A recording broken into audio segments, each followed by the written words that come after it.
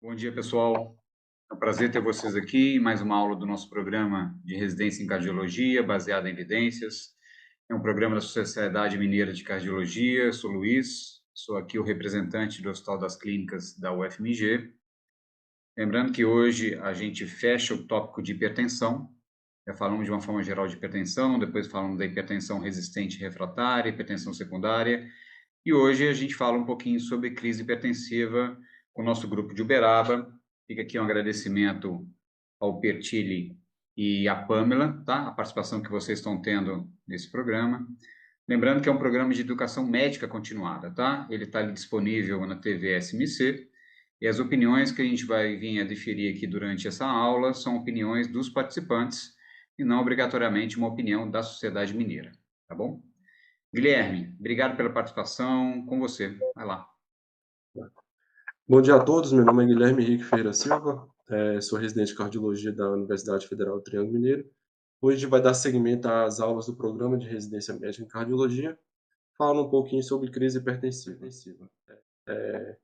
Para falar de crise hipertensiva, a primeira coisa a gente tem que rever alguns conceitos, né? O que é crise hipertensiva? São situações clínicas e sintomáticas onde há uma elevação aguda da pressão arterial, onde a pressão arterial sistólica está acima de 180 e a diastólica acima de 120. Pode ou não resultar em lesões de órgão-alvo. Se essa situação clínica sintomática com elevação aguda de pressão arterial vier sem lesão de órgão-alvo, temos a urgência hipertensiva, onde não há risco iminente de morte. Tratamento pode ser medicamentoso via oral e acompanhamento ambulatorial em 7 dias. Se vier com lesão de órgão-alvo, a gente está falando de uma emergência hipertensiva, tratamento endovenoso, aqui sim há risco eminente de morte. Tratamento de preferência dentro da unidade de terapia intensiva. A gente precisa lembrar que a gravidade da condição clínica não é determinada pelo nível absoluto de pressão arterial, e sim pela sua magnitude e tempo de elevação. A definição numérica de 180 e de 120 serve apenas como um parâmetro, não devendo ser usado como critério absoluto. Outro conceito que a gente tem que relembrar é a pseudocrise hipertensiva, onde há elevação da pressão arterial, não há lesão de órgão-alvo e não há risco iminente de morte. Na pseudocrise hipertensiva, está geralmente desencadeada por algum gatilho, seja ele emocional, um quadro doloroso ou até o mesmo um trauma. E outro conceito é a pressão arterial descontrolada, né, onde o paciente dá entrada assintomático, não há lesão de órgão-alvo, não há risco iminente de morte, e o paciente, por um acaso, feriu a pressão e viu que estava em níveis elevados. Outros dois conceitos: hipertensão maligna e hipertensão acelerada. Hipertensão maligna, caracterizada pela presença de hipertensão grave, geralmente uma sistólica acima de 200 e uma diastólica acima de 120, com alterações multissistêmicas, podendo ocorrer retinopatia com papiledema, com ou sem insuficiência renal e insuficiência cardíaca. Hipertensão acelerada, elevação de pressão arterial, na presença de hemorragias retinianas, exudata ao fundo do olho e sem papiledema. Falando um pouquinho agora da epidemiologia, né, a gente sabe que cada lugar, cada país acaba mudando um pouco, mas nos Estados Unidos, 1 a cada 200 pacientes apresenta-se no departamento de emergência com suspeita de emergência hipertensiva. E no pronto-socorro dos Estados Unidos, as principais etiologias foram insuficiência cardíaca, acidente vascular encefálico, infarto agudo do miocárdio, seguido de hemorragia intracraniana e dissecção aguda de aorta. A gente sabe também que nos últimos anos houve uma melhora no tratamento da hipertensão nas últimas décadas, né? Só que a incidência de emergências hipertensivas não diminuiu. Isso pode ser explicado muitas das vezes pelo acesso limitado aos cuidados de saúde, a má adesão terapêutica do paciente e às vezes até a negligência do paciente em relação aos fatores de risco, como tabagismo, doença coronariana, né? Obesidade, diabetes. Aqui a gente trouxe um estudo retrospectivo com 452 pacientes no serviço de urgência de emergência da cidade de São José do Rio Preto, em um intervalo de 12 meses. Aqui, as crises hipertensivas representou 0,5% de todos os atendimentos na emergência e representou 1,7% de todas as emergências clínicas. Foram 452 pacientes, 273 pacientes apresentou com urgência hipertensiva, sendo a maioria das urgências hipertensivas do sexo feminino e a maioria das emergências hipertensivas do sexo masculino. Um dado interessante é que as emergências hipertensivas mostrou-se uma elevação maior de pressão arterial diastólica, aproximando de 130 milímetros de mercúrio. E um outro dado curioso é que alguma, alguma parte da população nem sequer tinha pressão arterial, diagnóstico de pressão arterial essencial antes do evento. Né? As principais etiologias do estudo: 39% para AVC isquêmico, 17% para hemorragia intracraniana, 2% hemorragia subaracnoide. Nas causas cardiovasculares, 25% é edema agudo de pulmão, 8% com infarto agudo do miocárdio, 5% com angina e apenas 4% com emergências ginecológicas e obstétricas. Sobre os fatores de risco, né, a gente sabe que um dos principais fatores de risco, a hipertensão primária de longa data, né, seja ela subtratada ou não tratada. O sexo feminino também é colocado como um fator de risco, obesidade, presença de doença arterial coronariana ou hipertensiva, maior número de medicamentos, né, isso prescrito pelo paciente, isso dificulta a adesão terapêutica, né, então isso tudo se enquadra em fatores de risco para desenvolvimento de hipertensão, de emergência hipertensiva. Aqui a gente vai falar das causas de crise hipertensiva, não necessariamente causas de crise de emergência hipertensiva, que é as causas de crise hipertensiva. Má adesão terapêutica, interrupção abrupta de alguns medicamentos, por exemplo, clonidina, beta-bloqueador, às vezes metildopa, né? Doença renovascular, uso de drogas, por exemplo, cocaína, crack, doenças do colágeno, Cushing, felproncitoma, e lembrar das doenças da gestação, né, pré-eclâmpsia. E a gente tem que lembrar também que a elevação aguda e grave da pressão arterial pode ocorrer como complicação da pressão arterial essencial ou pode ocorrer de forma idiopática. Aqui a gente vai falar um pouquinho da fisiopatologia, né? Primeiro ocorre um aumento um grau crítico de elevação de pressão arterial, causa um dano local e uma manifestação sistêmica, e um efeito sistêmico. O efeito local, a liberação de prostaglandinas e de radicais livres, causa um dano endotelial, a liberação de plaquetas, causa proliferação biointimal. Dessa forma, acaba causando uma isquemia tecidual. E nos efeitos sistêmicos, liberação do sistema renina, angiotensina, aldosterona, liberação de catecolaminas, liberação de ADH, vai promover uma natriurese, vai causar hipovolemia e vai ter um aumento ainda mais de vasopressores e desencadear um ciclo vicioso e causando isquemia tecidual. Aqui a mesma coisa, um aumento do grave da pressão arterial, promove a natriurese, ativa o sistema renina-angiotensina, há um aumento da resistência vascular renal, causa um dano na microcirculação, perde o mecanismo de autorregulação e a gente acaba causando as lesões de órgão-alvo, que a gente vai falar um pouco mais para frente. Na avaliação clínica da pressão arterial, ideal é que a pressão arterial seja aferida nos 2 braços, no mínimo 3 medidas, preferencialmente em ambiente tranquilo, para a gente descartar a pseudocrise hipertensiva. Seguido de uma anamnese e um exame físico, direcionado para a lesão de órgão-alvo, sistema nervoso central, sistema cardiovascular, avaliação renal, né? E um detalhe importante é que mais importante do que o grau de elevação da pressão arterial é o aumento da pressão arterial em comparação com a sua linha de base. Aqueles pacientes que se adaptaram com a pressão arterial acima de 200 milímetros de mercúrio manifestarão menos sintomas do que um paciente cuja pressão arterial normal é menos de 130 milímetros de mercúrio. Então, ficar atento a essas sintomatologias aí. O que a gente deve buscar na avaliação inicial? Procurar fatores que possam ter desencadeado a elevação aguda de pressão arterial, às vezes uma crise de ansiedade, um quadro de dor, um trauma, né? Investigar sintomas ou situações que simulam crise convulsiva, observar a história de hipertensão arterial sistêmica, tempo de evolução, uso de fármacos antihipertensivos, né? Investigar se houve outros episódios de crise hipertensiva semelhante à situação atual. Investigar o uso de medicamentos que possam interferir no controle de pressão arterial, esteroides, anti-inflamatórios, né, moderadores de apetite. Avaliar o uso ou consumo abusivo de álcool e principalmente substâncias tóxicas, né, por exemplo, cocaína, crack. Avaliar a interrupção abrupta de alguns medicamentos, né, que a gente falou, clonidina, metildopa ou beta-bloqueadores. Observar se existe associação da crise hipertensiva com outros fatores de risco, né? diabetes, tabagismo, avaliar se o paciente tem ou não a doença coronariana já prévia, né? E aqui a gente falou no início da apresentação sobre a definição de crise hipertensiva, que é uma situação clínica sintomática com elevação aguda de pressão arterial, podendo ou não apresentar lesão de órgão-alvo. Se vier sem lesão de órgão-alvo, urgência hipertensiva. E quais são os principais sinais e sintomas? Na urgência hipertensiva, cefaleia, epistaxe, desmaio, e na emergência hipertensiva, basicamente sintomas cardiovasculares e neurológicos.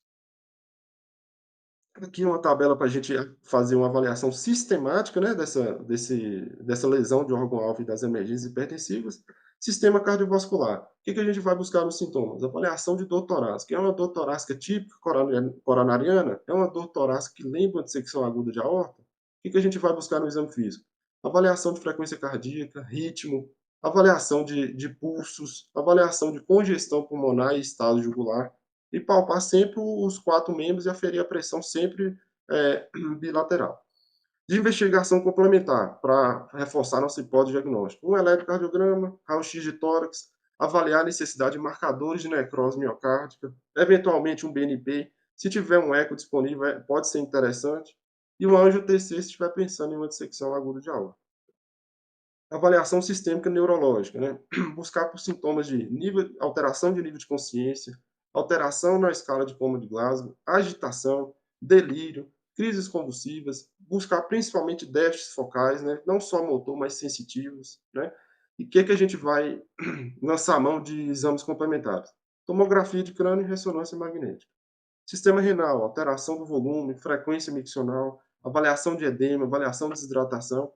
E na investigação complementar, às vezes lançar a mão de ultrassom renal, um exame de urina tipo 1, avaliação de escórias nitrogenadas e distúrbios eletrolíticos.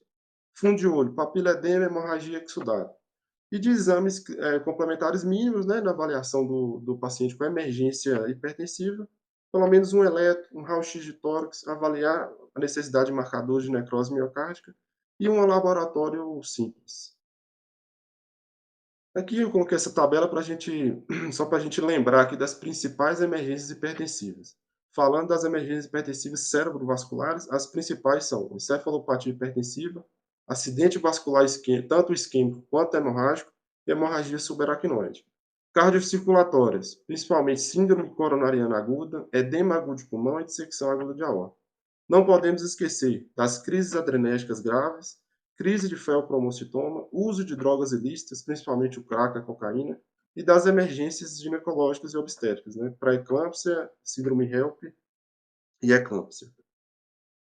Esse fluxograma aqui é interessante para a gente começar a guiar, né, nossa conduta frente a uma crise hipertensiva. Primeira coisa é a definição, depois, há ou não lesão de órgão-alvo. Se tem lesão de órgão-alvo, emergência hipertensiva. O paciente tem que ser admitido em unidade de terapia intensiva, tratamento endovenoso e, de preferência, com pressão arterial invasiva. Nas emergências hipertensivas, buscar uma causa que está por trás do aumento pressório. É uma dissecção aguda de aorta, é uma pré-eclâmpsia, é uma síndrome coronariana aguda, é um edema agudo de pulmão. Se encontrarmos uma causa, tratar essa crise hipertensiva e emergência hipertensiva de acordo com cada situação. Não encontramos uma causa, de forma geral, reduzir a pressão arterial na primeira hora em 25%, de 2 a 6 horas, reduzir para 160%, e após 24 a 48 horas, normalizar a pressão. Se o paciente apresentar com crise hipertensiva sem lesão de órgão-alvo, tratamento via oral, controle ambulatorial precoce. Aqui falando um pouquinho sobre o tratamento da urgência hipertensiva, né? O ideal, tratar a urgência hipertensiva em ambiente calmo, para a gente afastar principalmente a pseudocrise hipertensiva.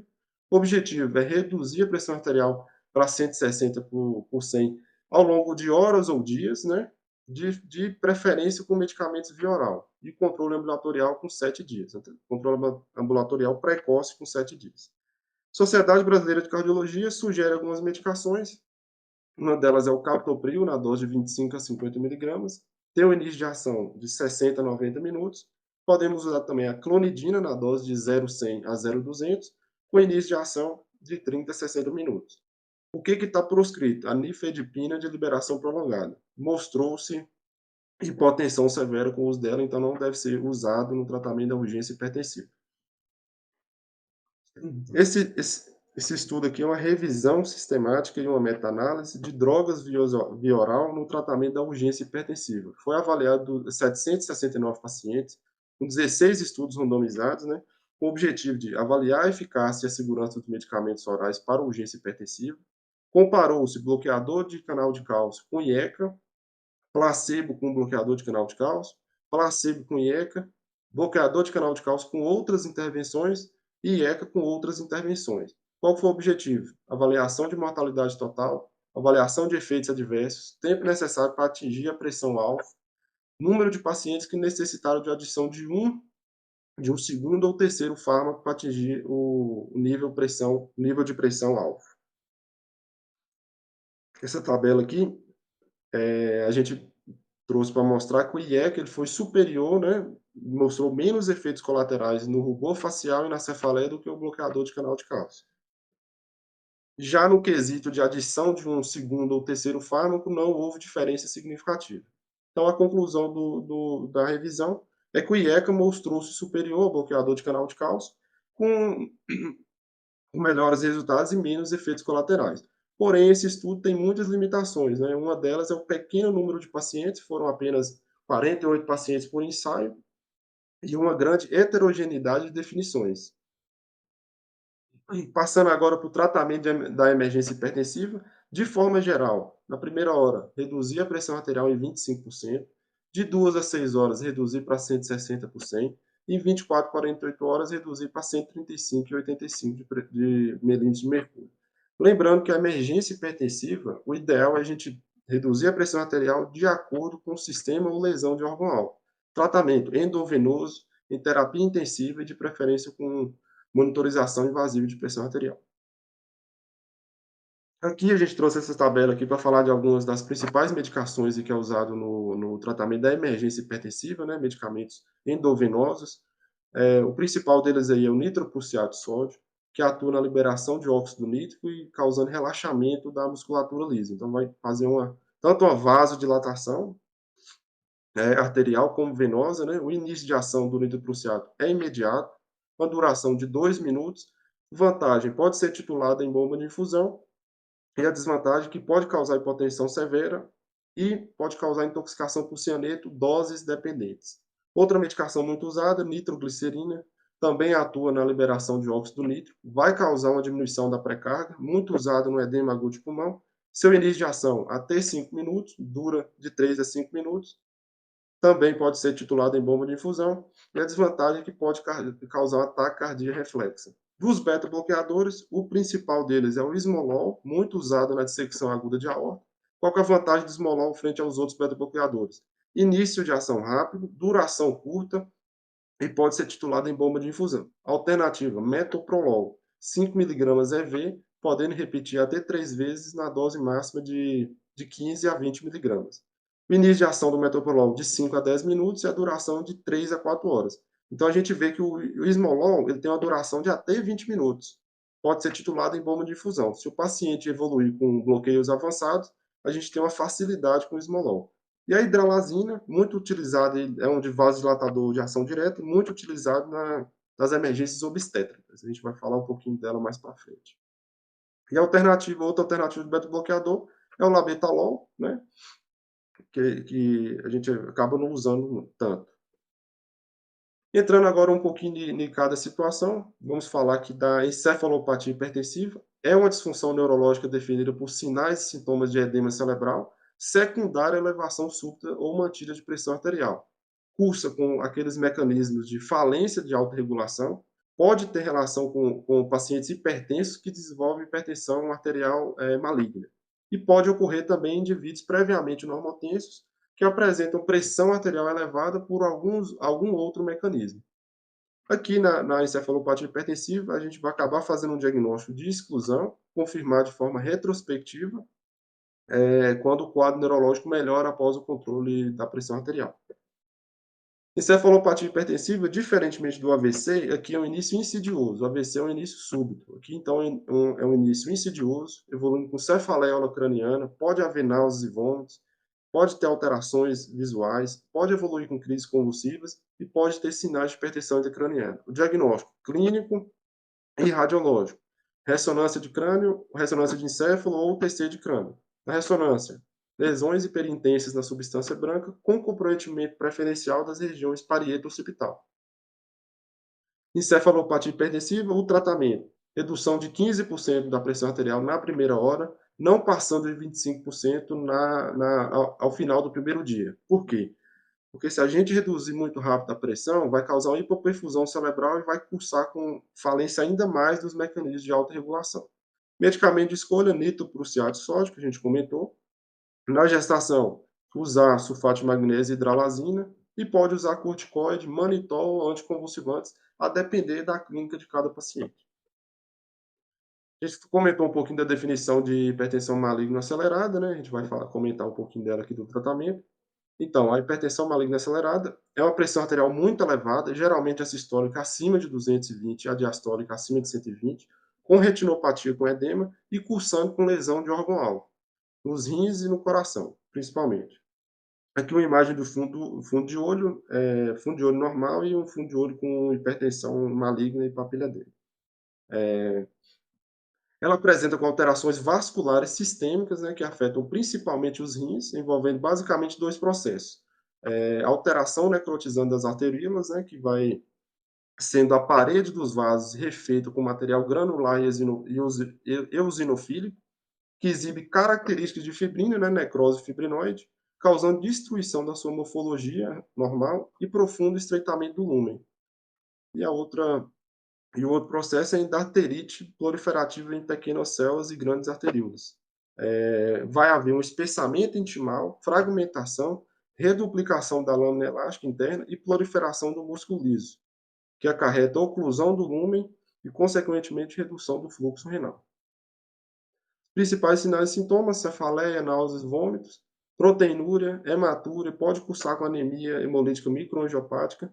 Se não for feito o diagnóstico, aqui tem uma alta taxa de mortalidade e o tratamento com redução lenta e gradual da pressão arterial de 20 a 25%, idealmente com nitroprusiato de sódio.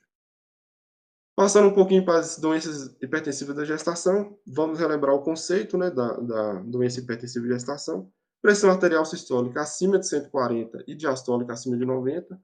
Pode ser com menos de 20 semanas. Se for com menos de 20 semanas, provavelmente hipertensão crônica ou pré-existente, e pode também evoluir com pré-eclâmpsia, porém sobreposta.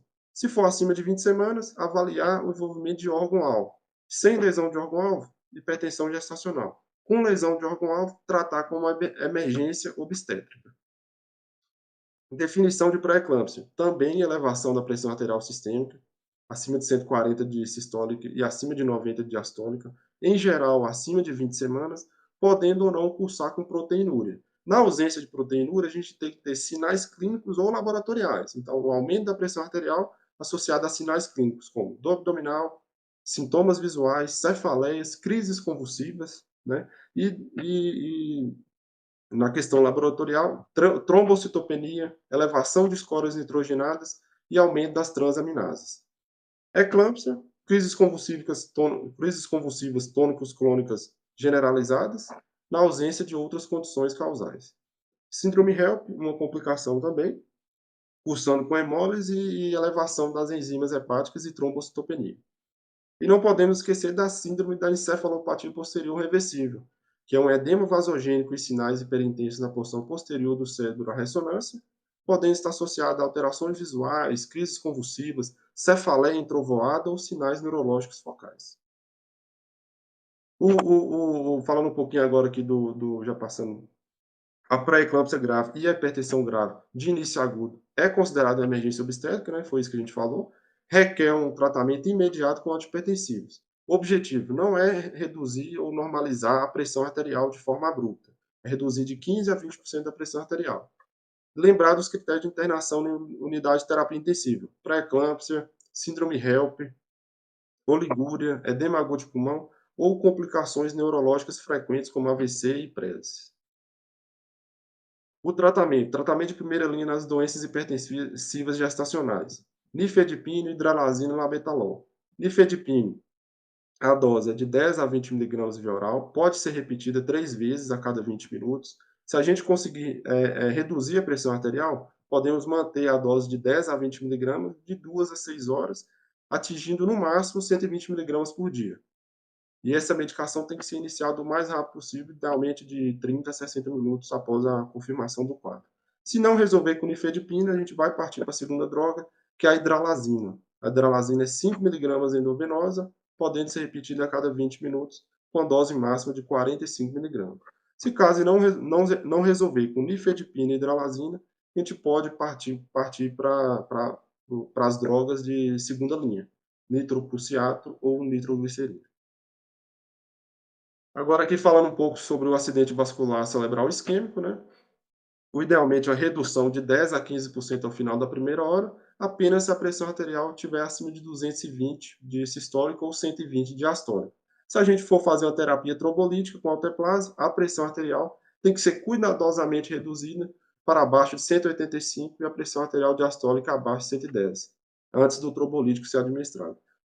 A primeira opção é o labetalol, mas no Brasil a gente acaba usando mais o nitroprusiato de sódio. Em relação ao acidente vascular cerebral hemorrágico, também tratar essa pressão arterial se a sistólica estiver acima de 220, buscando a pressão arterial sistólica entre 150 e 220, e redução abaixo do nível de 140 de sistólica não mostrou benefício em diminuir a mortalidade. Primeira escolha, labetalol, e alternativa nitroprusiato de sódio. Falando agora das síndromes coronarianas agudas, né, onde tem o maior índice de mortalidade, a meta pressólica nossa aqui, sistólica entre 120 e 140 e diastólica entre 70 e 80. Droga de escolha, nitroglicerina, né, é indicada nas primeiras 48 horas, melhora a pressão, melhora a dor do paciente, melhora a oxigenação do miocárdio. Cuidado com o infarto de VD, cuidado com a hipotensão e cuidado com o uso de inibidores de fosfodiesterase tipo 5 nas últimas 48 horas. Podemos lançar a mão também do beta-bloqueador, um medicamento aí um pouco controverso, 2A, em indivíduos que não apresentam sinais de choque cardiogênico.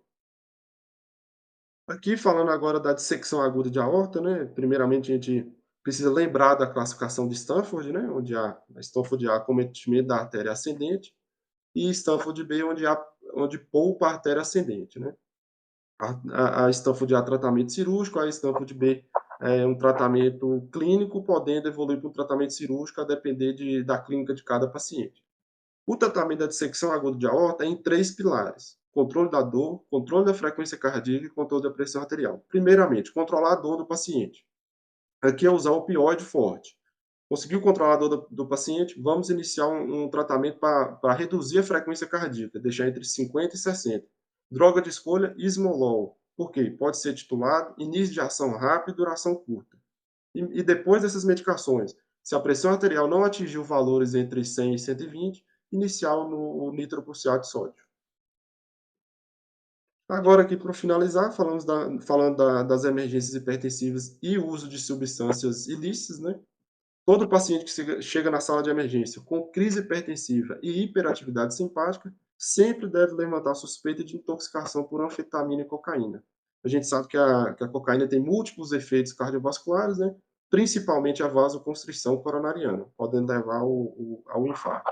Em casos leves, nitrato sublingual associado a benzodiazepínicos. Em casos graves, terapia endovenosa. Mais importante, evitar o uso de beta-bloqueador. O beta-bloqueador pode piorar o espasmo coronariano. E aqui algumas mensagens finais. Né? O reconhecimento precoce da crise hipertensiva é fundamental. Né? Emergências hipertensivas requer um manejo hospitalar com medicações endovenosas e tem alta mortalidade. E, além disso, um tratamento rápido e uma identificação da causa. Né? E temos que individualizar a abordagem baseada na gravidade e na lesão de órgão-alvo.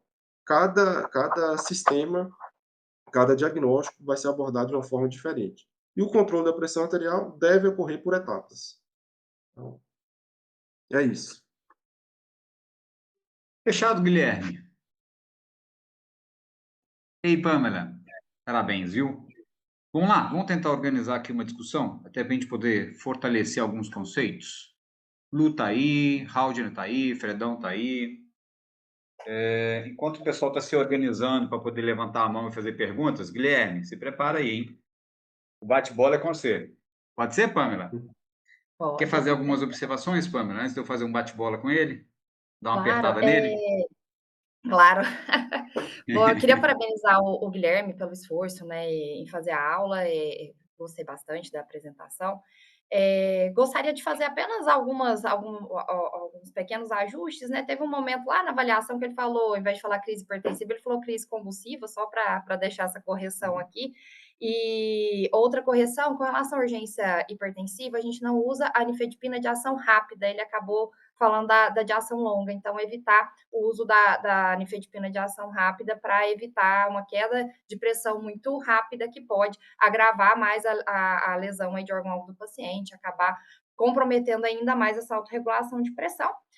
Quando a gente for falar dos fármacos, lembrar que o labetalol não está mais disponível no Brasil, então sobra para a gente usar mesmo o esmolol e o metoprolol, só reforçar esse conceito. Por isso que a gente acabou trazendo, quando falamos de tratamento, muito mais literatura brasileira, porque se a gente for buscar literatura diretriz europeia, diretriz americana, vão nos orientar a usar fármacos que, infelizmente, a gente não tem disponível aqui no Brasil.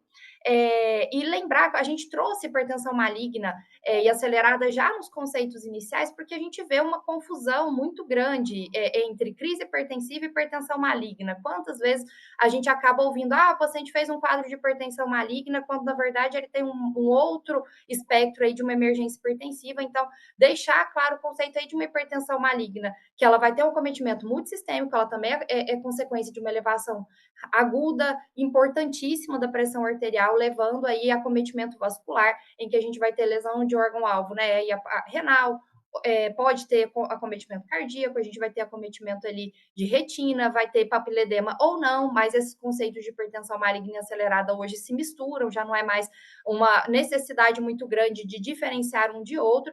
E lembrar, só para não fazer confusão, que a hipertensão maligna ela pode levar a outras complicações, por exemplo, a encefalopatia hipertensiva pode fazer parte do espectro da hipertensão maligna, mas a gente tem que manter esses conceitos separados, em que a hipertensão maligna ela tem um acometimento mais amplo, uma crise hipertensiva mais importante, né, valores de hipertensão muito maiores, em comparação a outros espectros ali de uma emergência hipertensiva, em que a gente vai encontrar focal ali, né, focando mais em algumas lesões de órgão-alvo. Acho importante só a gente trazer essa diferenciação para que esse conceito fique um pouquinho mais claro, mas é isso.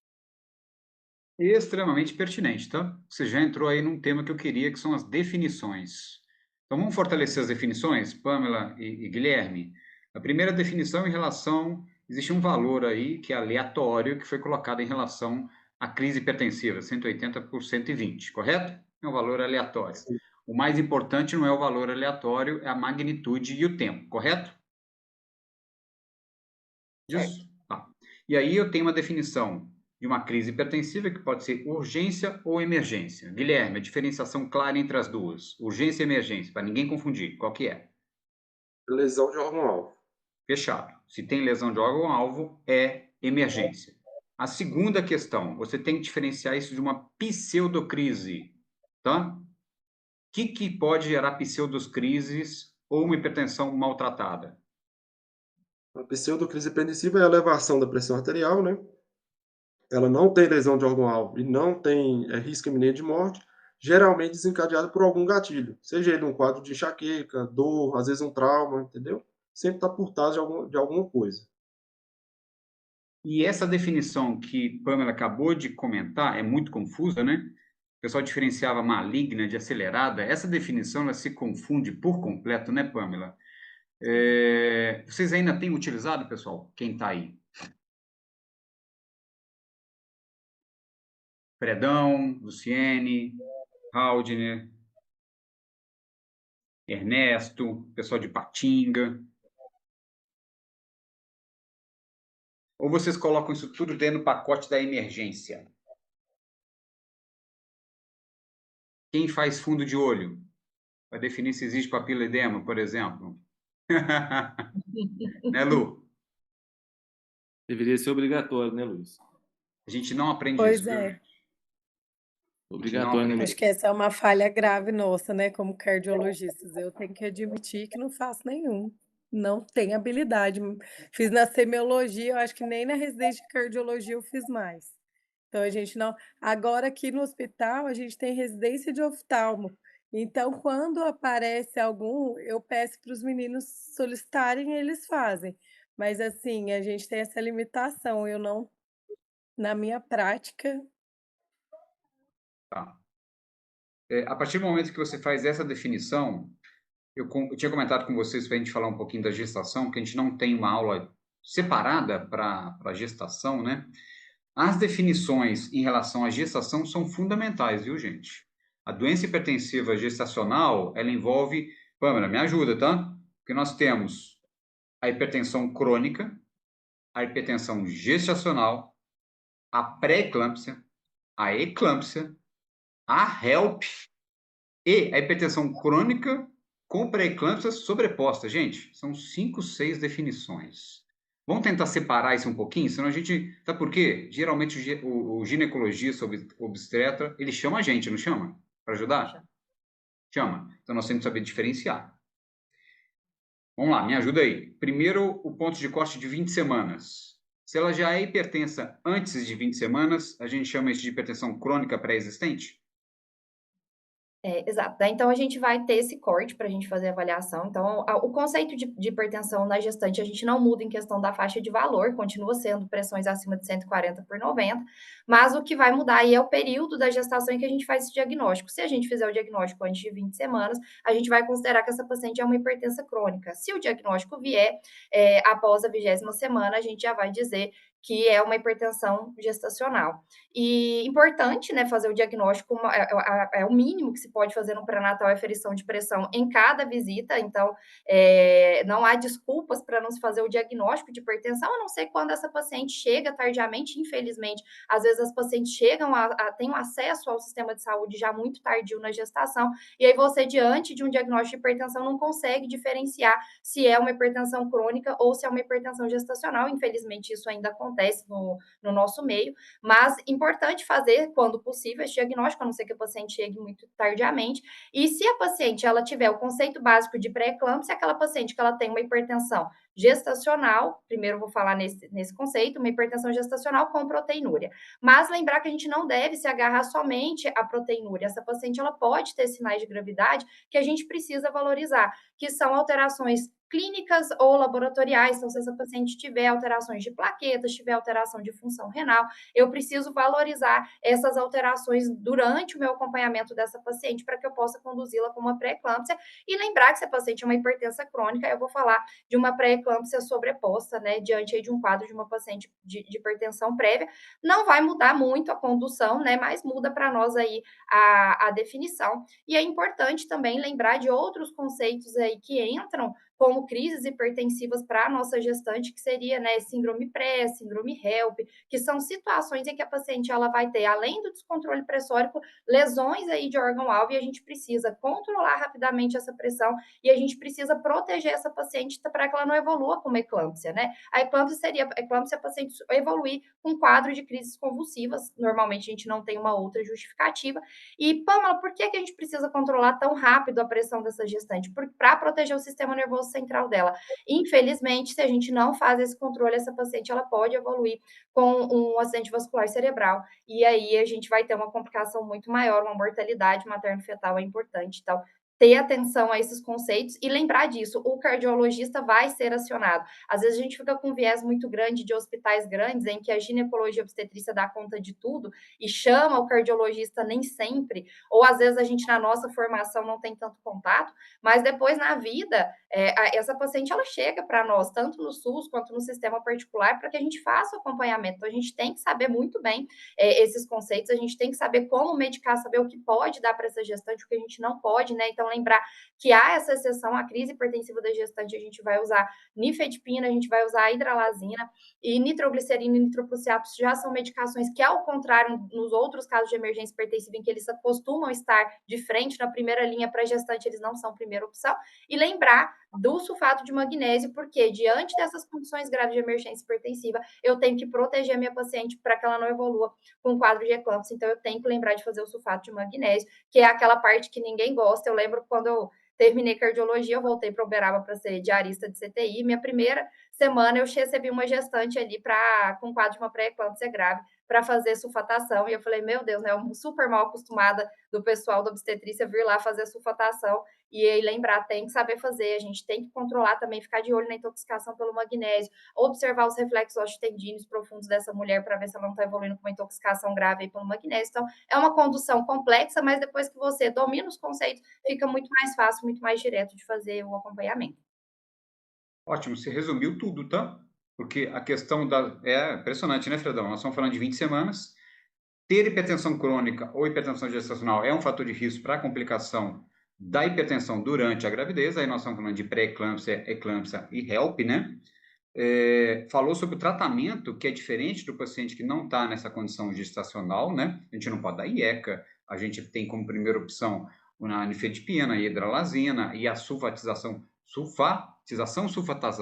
Como é que é? Sulfatação, acho que é isso. Sulfatação?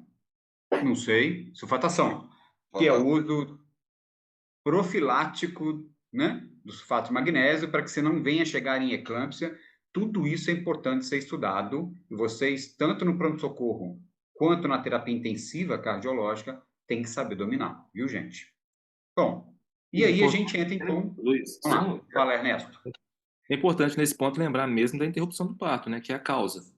A gente tem uma má placentação, então tem que discutir isso com o obstetra. Então, a causa seria isso, né? Ter uma hipóxia, uma hiperperfusão fetal, e daí libera hormônios, e a alternativa é elevar a pressão da mãe. Daí dá essa catástrofe mesmo, que é elevação, e o fluxo sanguíneo cerebral não consegue ser regulado mais. Então, a interrupção. E um outro ponto que é importante é que tem hipertensão crônica, tem a gestacional depois ela tem uma tendência a desaparecer, mas ela ainda continua sendo fator de risco para formação de hipertensão futura. 2 detalhezinhos só.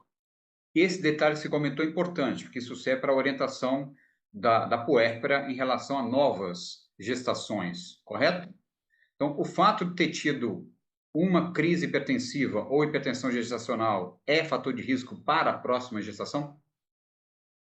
Sim, né, a gente tem que fazer essa orientação para gestante, não tem pacientes que têm um histórico e lembrar, né, faz parte da anamnese do cardiologista perguntar sobre o histórico reprodutivo da mulher, e eu acho que isso é algo que passa muito batido, às vezes a gente fazendo ambulatório com o residente pergunta: "Quantas vezes essa mulher gestou?" O residente não sabe, então isso tem que ficar muito fortalecido. Quando você for fazer a anamnese de uma mulher, pergunte sobre o ciclo reprodutivo dela, pergunte quando foi a primeira menstruação, quando foi a última, tudo isso impacta em risco cardiovascular para essa mulher, e, sobretudo, de como foi a história gestacional. A gente tem que lembrar que não só para desafio para a próxima gestação, que é o que a gente está falando aqui, a mulher que teve complicações durante a gestação, sejam elas hipertensivas, diabetes gestacional, parto prematuro, baixo termo do bebê, baixo peso, perdão, tudo isso implica em risco cardiovascular maior para essa mulher, então eu tenho que tomar um cuidado maior com ela depois. Então, ela tem que ser orientada também quanto a isso, mas com relação a uma próxima gestação, ela tem que ser orientada que o risco de ter um novo evento, de ter um novo quadro de uma hipertensão gestacional,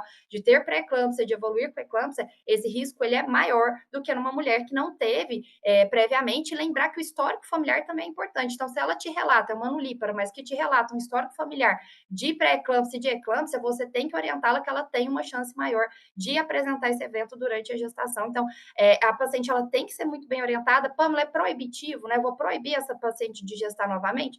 Infelizmente ou felizmente, não posso fazer esse tipo de observação. Mas a paciente ela tem que estar ciente que ao engravidar ela vai estar exposta a esse risco, e o risco é para o binômio, né, para ela e para o bebê, porque como o doutor Ernesto falou, a gente pode acabar indicando aí uma interrupção precoce da gestação, e a paciente e o bebê, né, podem ter consequências, principalmente o bebê, se for num momento muito precoce, consequências graves dessa interrupção, né, mas que às vezes ela se torna inevitável. Lu, olha que coisa legal que foi acabado de comentar. você ter uma doença hipertensiva gestacional não é só fator de risco para uma nova gestação.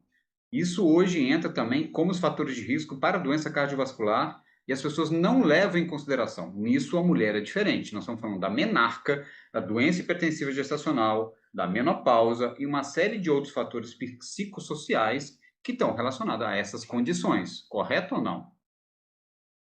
Sim, Legal, né? correto. Correto Isso tem que demais, né? ser perguntado, gente. Isso tem que ser Isso vale questionado. também para diabetes, né? Que é super negligenciado aí, né? Isso aí. Bom, Ô, aí a Luiz, gente entra na avaliação clínica. Fala, Fredão.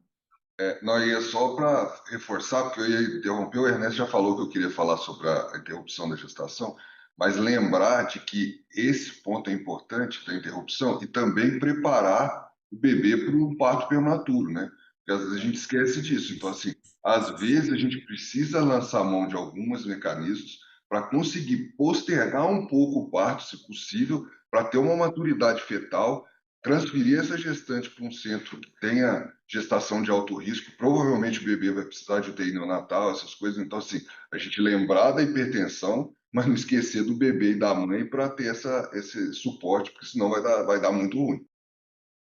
Gente, uma outra coisa, posso falar aqui um pouquinho?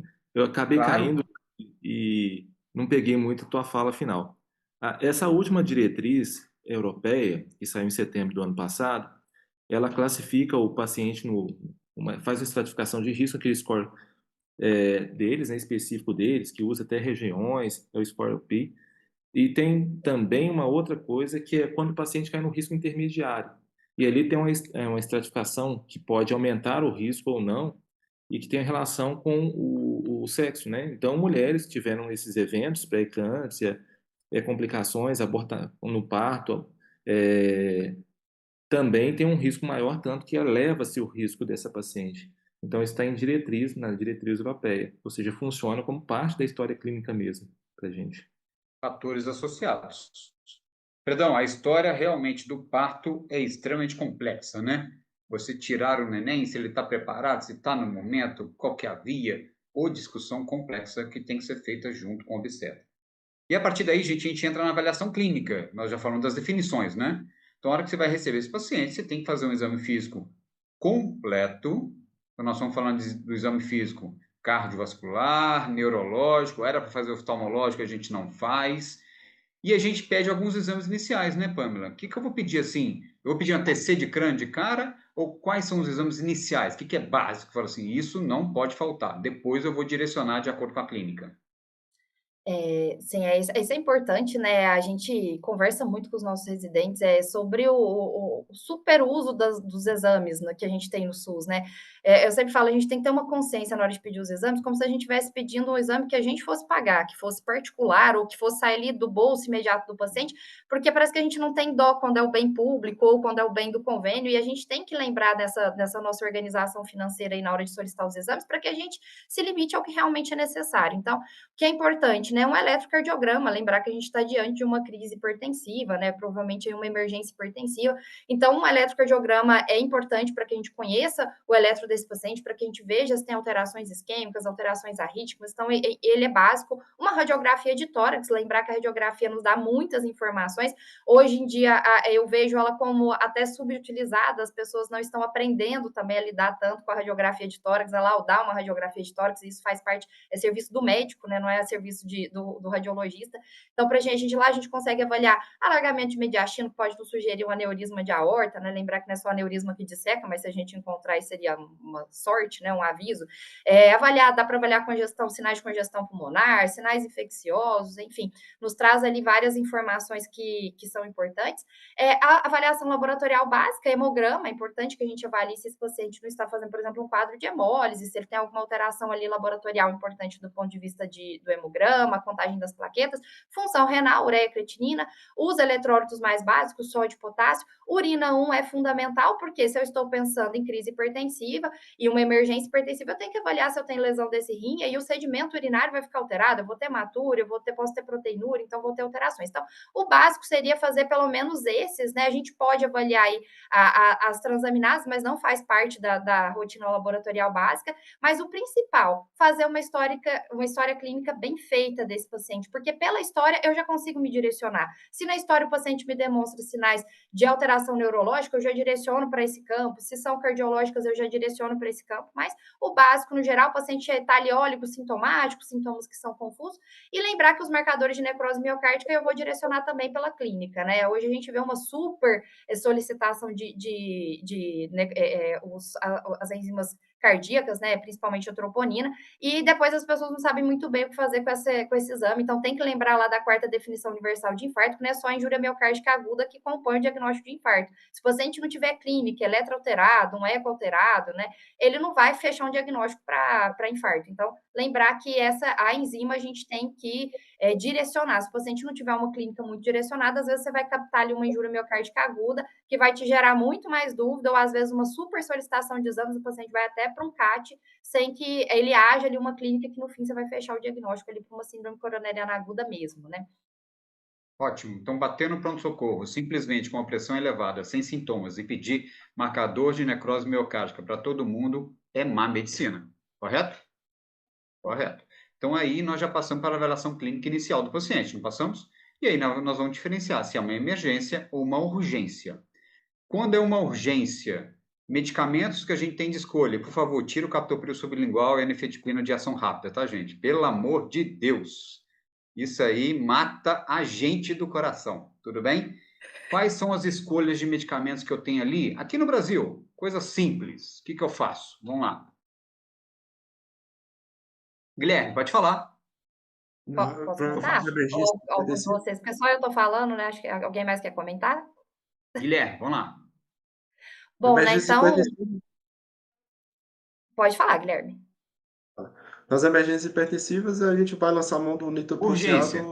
Não. Começa com urgência. Cheguei com uma urgência, já defini que não tem lesão de órgão-alvo, ok? E aí eu quero abaixar a pressão dele. O que eu vou usar? Clonidina ou captopril, né? Segundo a Sociedade Brasileira de Cardiologia. Via oral mesmo. Eu posso usar algum antagonista de canal de cálcio de longa duração? Pode. Posso, não posso? Então eu tenho 3 opções. Tudo bem? Para poder utilizar no paciente. E eu tenho que ter uma meta, tá, gente? Toda vez que a gente faz um tratamento, tem que ter algum tipo de meta. A meta é ele sair do pronto-socorro com a PA normalizada? Eu vejo isso muito, tá? A pressão arterial normalizada ela pode acontecer em horas ou dias, entendeu? Não necessariamente você precisa reduzir ela e atingir valores normais durante o pronto-socorro. Pamela, a meta não é normalizar na saída do pronto-socorro, na verdade é cair uns 25%, e aí em 3 dias praticamente normalizar. Então, ele tem que ter um retorno precoce para um atendimento médico ambulatorial, correto? Vou dar aqui só um testemunho. Como eu trabalhava no hospital que tinha 2 pronto-socorro, tá? Muito próximos, não era incomum eu estar num deles, o paciente foi de manhã no outro, era uma pseudocrise e cheiro de medicação. Sabe o que acontecia à tarde? Ele ia no outro chocado. Na verdade, ele ia no outro porque ele sincopou. Sério, era uma coisa impressionante. Porque para o paciente e para o médico, ele tinha que sair com 12 por 8. Ele chegou com 18 por 10, 20 por 10, e ele tinha que sair com 12 por 8. Ele sincopava, tá, gente? E aí, Lu? Luiz, isso é uma coisa muito interessante, né? Que é a nossa postura de médico para explicar isso para o paciente, né? Tanto nesse contexto da urgência hipertensiva, quanto nas crises e nas pseudocrises. Porque muitas vezes os pacientes estão incomodados com o número da pressão. E aí, na pseudocrise, às vezes você fala: não, olha, o que o senhor está precisando agora é de um analgésico, é melhorar a outra condição que está elevando a sua pressão. Isso é uma reação do seu corpo. Ou na urgência, né? Você vai explicar: olha, nós vamos abaixar um pouco aqui, mas o senhor vai acompanhar disso ambulatorial. E a gente, muitas vezes, eu acho que principalmente os mais jovens, que ainda não têm tanta experiência em conduzir, entra na aflição do paciente de querer entrar na onda de controlar. E aí o doente volta chocado no plantão seguinte. Isso aí. Ô, Luiz, e outra coisa que é importante a gente comentar nessa parte, assim, ele já falou muito bem que a nifedipina sublingual é proscrita, mas a gente vê demais administração de medicação por via errada, né? O que você mais vê é captopril sublingual. O captopril não foi feito para administração sublingual, né? Você vai usar o captopril, já tem até um estudo que comparou a absorção. Dado sublingual, oral normal ou oral mastigado. Faz efeito mais rápido o oral mastigado. Então, uma coisa que você pode fazer para o paciente nesse cenário, pedir para ele mastigar o captopril e engolir, talvez isso acelere um pouquinho o processo, principalmente quem está mais ansioso, para baixar mais rápido um pouco a pressão, sendo que não precisava dessa ansiedade.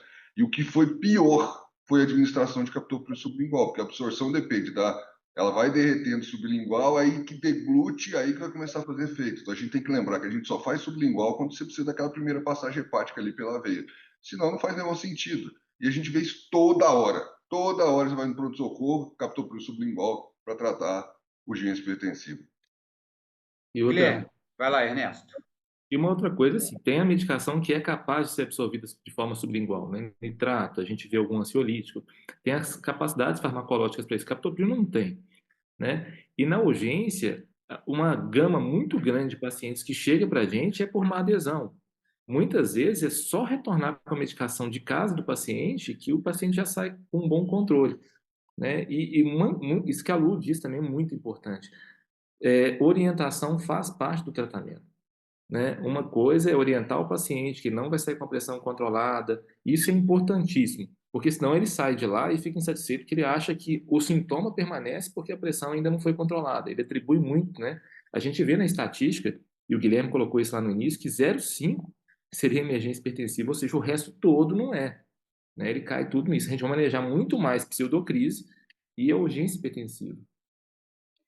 Só Correto. queria Guilherme, pontuar uma coisa, Passaglia, com relação à vai lá. parte científica, é um estudo que a gente trouxe, né, que inclusive foi nos enviado por vocês, que foi aquela revisão, aquela meta-análise para avaliar a medicação oral no contexto da urgência hipertensiva.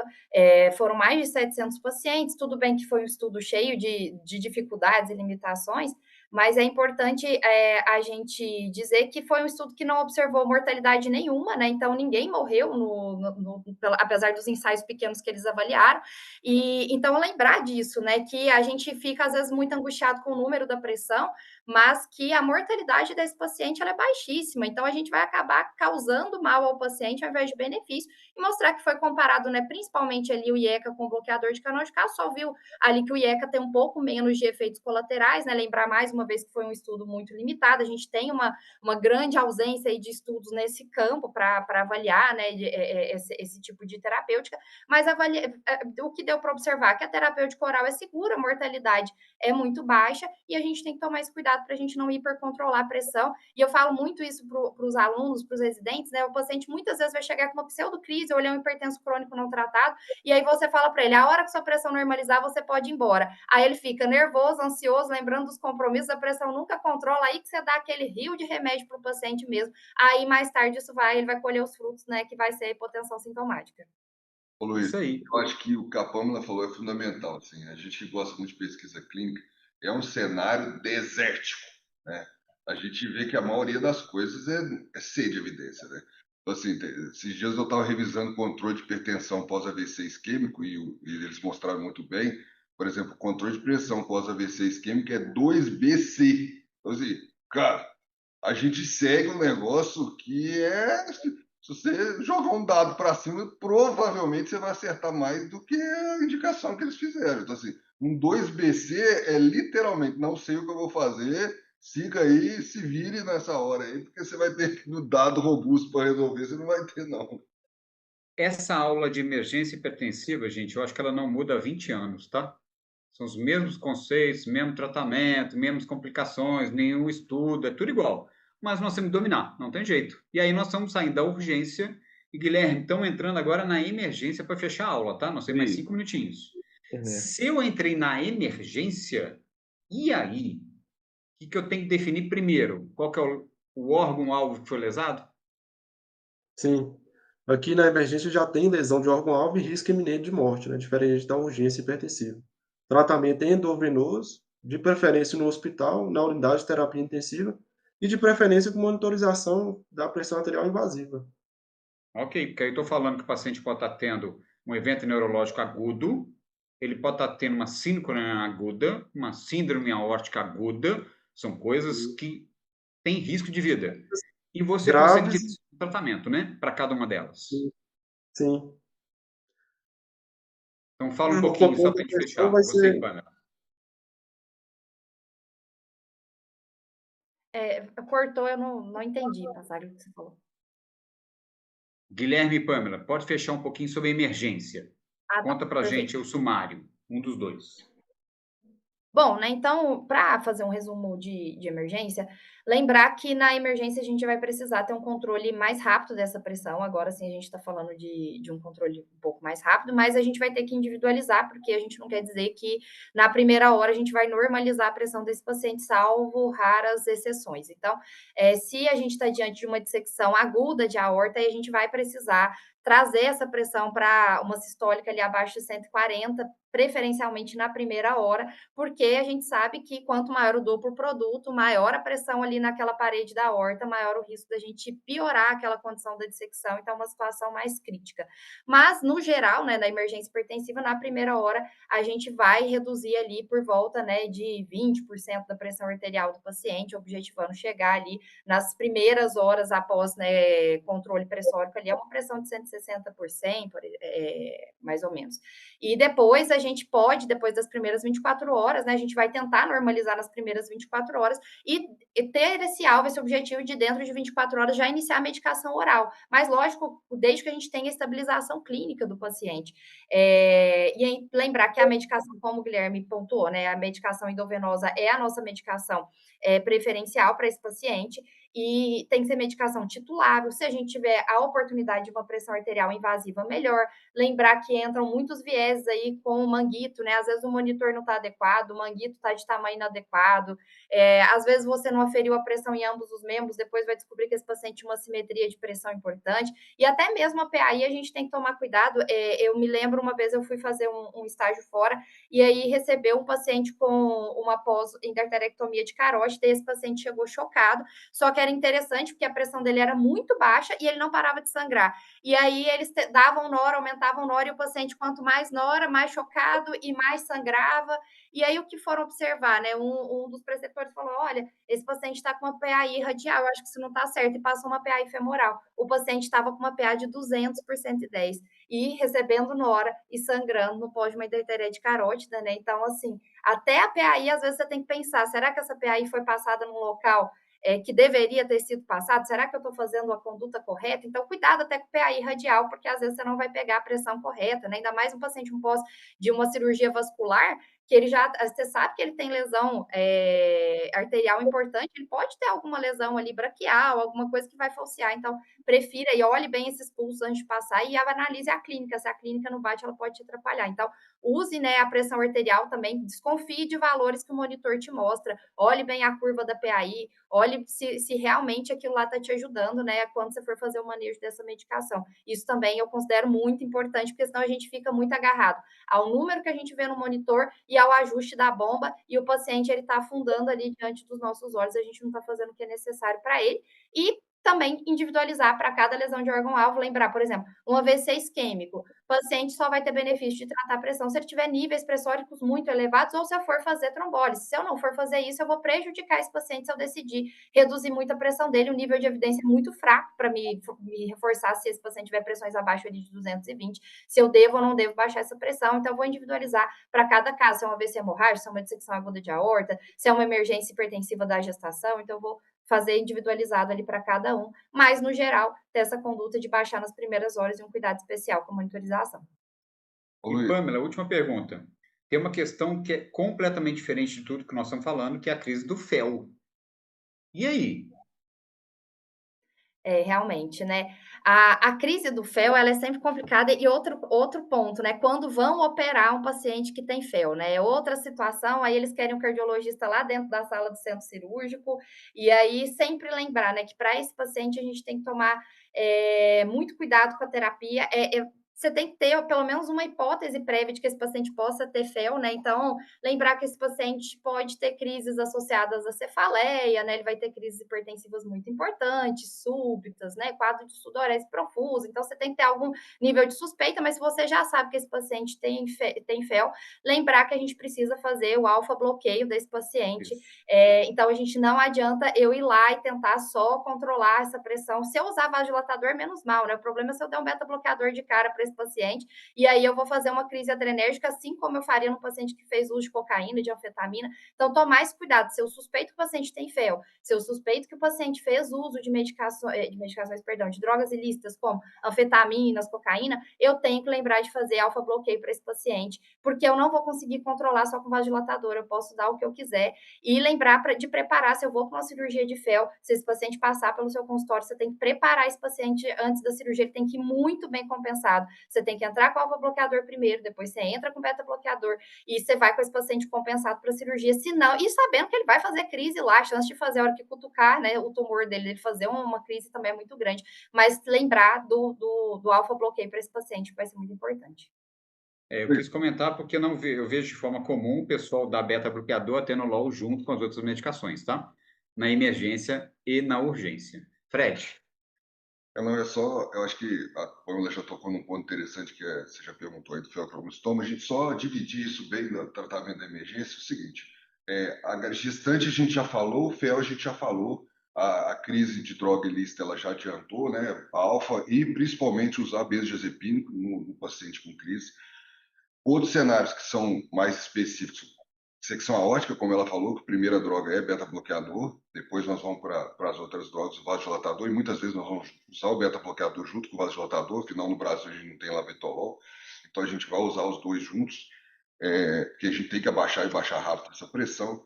E outro cenário que é muito desafiador é a dor torácica, né? Porque se você acha que o paciente está fazendo uma síndrome coronariana aguda, que pode ser uma emergência hipertensiva, ou ele pode estar na vigência de uma síndrome aterotrombótica associada à hipertensão, você muitas vezes não sabe qual dos dois ele está caminhando. Uma estratégia adequada é usar nitroglicerina e não nitroprusiato. Lembrando que existe um roubo de fluxo significativo quando a gente usa nitroprusiato nesses pacientes. Então, nesses pacientes, a gente não vai usar nitroprusiato. Agora, o nitroprusiato é uma droga fantástica.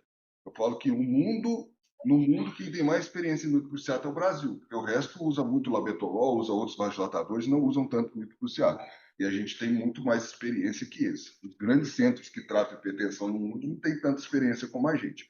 Só que o nitroprusiato, apesar de ser uma droga boa, a gente não pode esquecer que a gente tem que tirar ele o mais rápido possível, porque existe chance de intoxicação. E a gente tem que aprender a fazer o diagnóstico e tratamento da intoxicação também, porque você vê muitas vezes, você chega na UTI num paciente que está com emergência hipertensiva 48, 72 horas, ele está lá confuso, e as pessoas estão lá pensando que é a emergência que não melhorou, fez um AVC, que na verdade às vezes é crise de intoxicação por tiocianeto, né? Então essas coisas têm que ficar bem na nossa mente aí, para a gente fazer as caixinhas de cada patologia, que não é uma receita única nesse cenário de emergência.